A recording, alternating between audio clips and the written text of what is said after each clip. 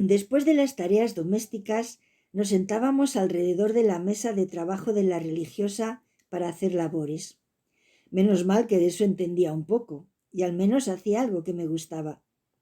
Mientras bordábamos, una de nosotras, escogida a dedo, leía la vida de un santo, los escritos de Santa Teresa o de San Agustín, o poemas religiosos, y escuchábamos música espiritual hasta la hora de almorzar.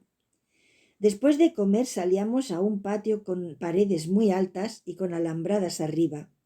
Teníamos una hora para jugar a la pelota, correr o columpiarnos. Me di cuenta de que incluso en el patio permanecíamos aisladas del resto de las internas. Luego subíamos al hogar y retomábamos las labores. Se rezaba el rosario, se volvían a leer vidas de santos y antes de cenar íbamos a la capilla.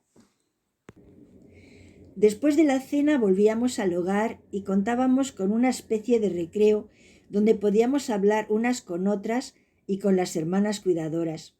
Era estupendo poder hablar por fin, porque debíamos permanecer en silencio todo el día, salvo en el recreo de mediodía y en el de la noche, y si era necesario, preguntar algo sobre el trabajo a realizar durante el día. En el recreo de la noche, las que no habían podido lavar su ropa por la mañana lo hacían en ese rato. Otras planchaban su uniforme y batas, las demás cosían, dibujaban, hacían ganchillos, simplemente nada. A las 11 tocaba irse a la cama para retomar la misma monotonía al día siguiente. En el segundo día de estar allí me di cuenta de que este internado no era como los demás. Más bien era una mezcla de convento y reformatorio. Y las monjas no eran nuestras cuidadoras, sino nuestras carceleras. Las normas eran muy estrictas y no nos permitían hablar en privado con una compañera, pero si nos separábamos del grupo y formábamos un corrillo, también venían a separarnos. De vez en cuando llegaban furgones de la policía cargados de chicas que cogían en las redadas. Allí me vi sumergida en un mundo completamente desconocido para mí. Contemplé de cerca la miseria humana, tanto moral como física. La mayor parte de las chicas que estaban allí eran prostitutas, otras drogadictas, o las dos cosas al mismo tiempo. Otras eran ladronas. También había chicas víctimas de abusos sexuales por parte de sus padres o familiares. Varias indigentes, otras de etnia gitana y alguna que otra lesbiana. Fui testigo de cómo los proxenetas venían por la tapia de atrás, que era menos alta, para ayudar a sus chicas a escapar. Los intentos de suicidio estaban a la orden del día, y allí las peleas eran a muerte. Un día una compañera se encerró en un servicio y se provocó un aborto con un cuchillo que consiguió sacar del comedor. Aunque dicho cuchillo no tenía dientes, pues se puso tan grave que se la llevaron casi muerta, sangrando a chorros. Nunca supimos lo que fue de ella. A las más rebeldes o las que habían provocado algún incidente, las aislaban en un cuarto muy pequeño y oscuro durante el tiempo que consideraban necesario. La mayoría intentábamos adaptarnos, o al menos resignarnos, pero otras no. En ese caso, la policía volvía para llevárselas a un reformatorio más parecido a la cárcel. Entre mis compañeras había algunas que, al igual que yo, se preguntaban qué era lo que hacían allí. Entre ellas había dos hermanas cuyo caso era especial. Sus padres eran españoles y se habían ido a trabajar a un país de África. La cultura que predomina en ese continente es que cuando una niña llega a la pubertad tiene edad de casarse. Bueno, y a veces las casan incluso antes. Las hijas de este matrimonio habían llegado a esa edad y varios hombres de su entorno pidieron a los padres que se las entregaran. Estos se opusieron rotundamente, pero les amenazaron con quitárselas a la fuerza y matarles a ellos.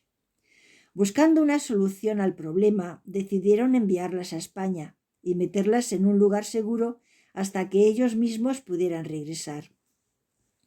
Otra compañera estaba allí porque pronto tendría que sacarse el DNI y en ese momento se enteraría de que era adoptada. Su madre adoptiva la metió en el reformatorio para que no se fuera a buscar a su verdadera madre. ¿Y yo? ¿Qué delito cometí yo? ¿Acaso lo era el haber querido ver a mi padre? Quizá mi madre me metió allí para impedirme que me fuera a vivir con él. El periodo de adaptación duraba 6 meses, al final de los cuales, a las que habíamos conseguido adaptarnos, nos cambiaban de hogar, dándonos más libertad y otras actividades.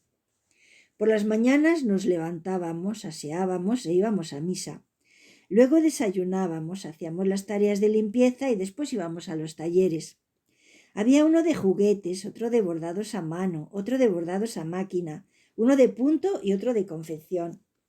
Yo estuve una temporada en el de confección y luego me pasaron al de punto. Aunque las actividades eran distintas, lo que no variaba era que teníamos que guardar silencio casi todo el día. Mientras trabajábamos en los talleres, se escuchaba por megafonía el relato de vidas de santos, poemas religiosos y canciones espirituales. Luego, una religiosa dirigía el rezo del rosario mientras nosotras seguíamos trabajando. Se permitía hablar bajito si hacía falta para comentar algo acerca del trabajo. Después del almuerzo salíamos al patio, donde nos juntábamos con las chicas de otros hogares y jugábamos al baloncesto, a la comba, en los columpios o con la pelota.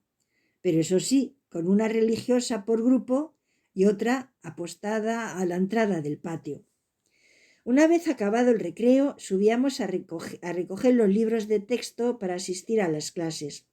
Estas duraban hasta la hora de ir a la capilla. Después de cenar teníamos un tiempo de recreo y después nos íbamos a la biblioteca a estudiar y a hacer los deberes. Allí también había 2 religiosas con nosotras. Aparte de rezar, trabajar, estudiar y callar, también hacíamos piezas de teatro y aprendíamos bailes regionales para actuar en alguna festividad en particular. Pero siempre se representaban dentro del recinto. Las internas y las monjas eran las únicas espectadoras. De vez en cuando también asistían las benefactoras.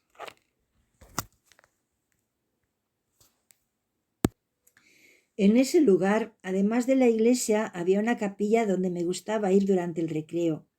Pedía permiso y me lo daban, puesto que allí siempre había varias religiosas custodiando al Santísimo. A un lado de la capilla había un Cristo crucificado muy parecido al de mi parroquia. Me encantaba sentarme a sus pies y permanecer en silencio. Para mí esos momentos resultaban ser un remanso de paz en medio de tanta locura. Aunque me costaba tener que convivir con mis compañeras a causa del ambiente que reinaba, acabó gustándome estar allí, porque la vida que llevábamos se parecía mucho a la de las religiosas. Poco a poco me fui ganando su confianza, porque se dieron cuenta de que no era de las peores. Aprovechaba los recreos para hablar con ellas y les preguntaba acerca de cómo podría hacerme religiosa. Un día le conté a la madre responsable que antes de entrar en ese lugar tenía un cilicio y que desearía tener otro para poder seguir con mis penitencias. Cuando me lo consiguió, me pidió que lo utilizara con prudencia. Pero yo tenía tanta prisa en hacerme santa que no me lo quitaba ni para dormir. Lo llevaba puesto incluso cuando jugaba al baloncesto. Recuerdo que un día recibí un pelotazo justo donde llevaba el cilicio y estuve a punto de desmayarme de dolor. Pero no me acobardé y seguí corriendo y saltando con él. Unos días los llevaba en una pantorrilla, otros me lo ponía en un brazo y así iba alternando.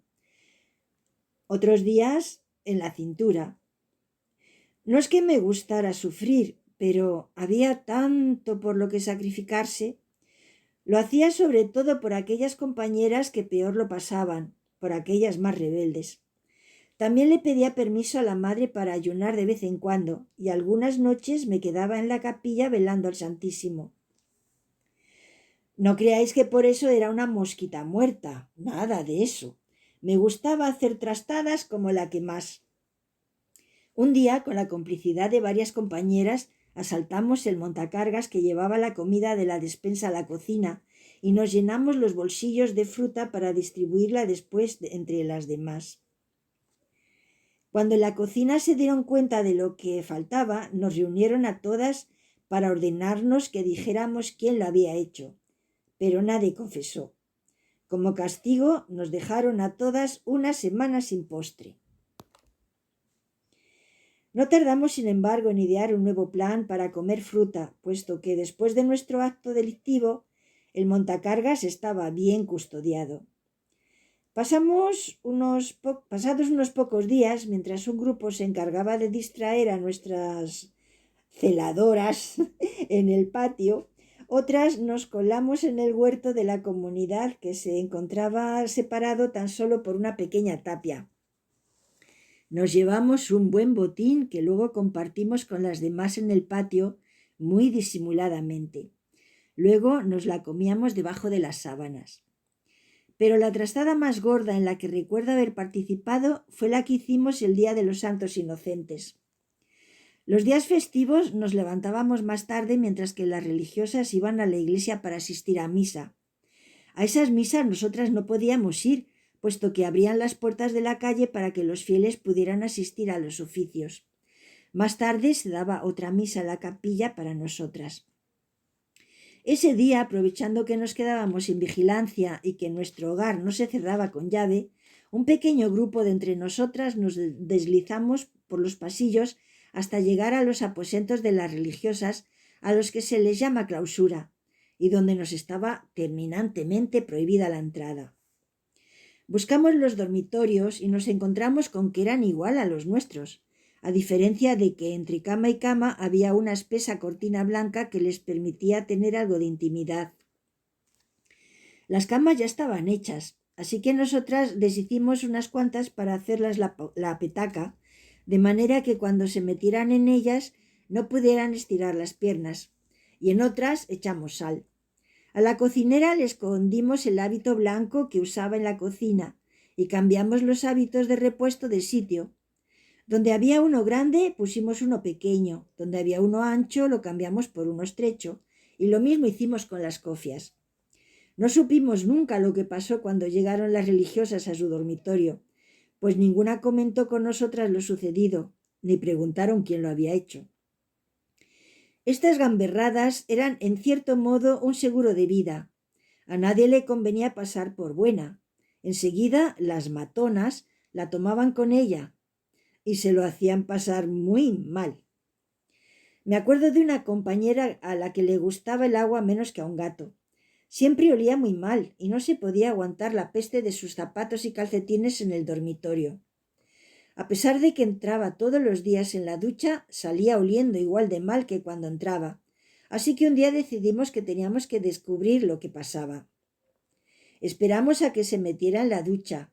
Entonces una de nosotras se asomó por encima de la separación y la vio completamente vestida en un rincón, dejando correr el agua para que pareciese que se estaba duchando. Una vez dilucidado el misterio, decidimos darle un escarmiento. La esperamos a la salida de la ducha y a la fuerza la obligamos a entrar de nuevo. Mientras unas la desnudaban, otras la lavaban la cabeza y después el resto del cuerpo. La chica se debatía como gato panza arriba y casi se ahoga, pero desde aquel día prefirió ducharse ella misma a que la obligáramos nosotras. En esta ocasión la religiosa hizo la vista gorda, por no decir que se alegró. Ella sabía que lo habíamos hecho movidas por el instinto de supervivencia.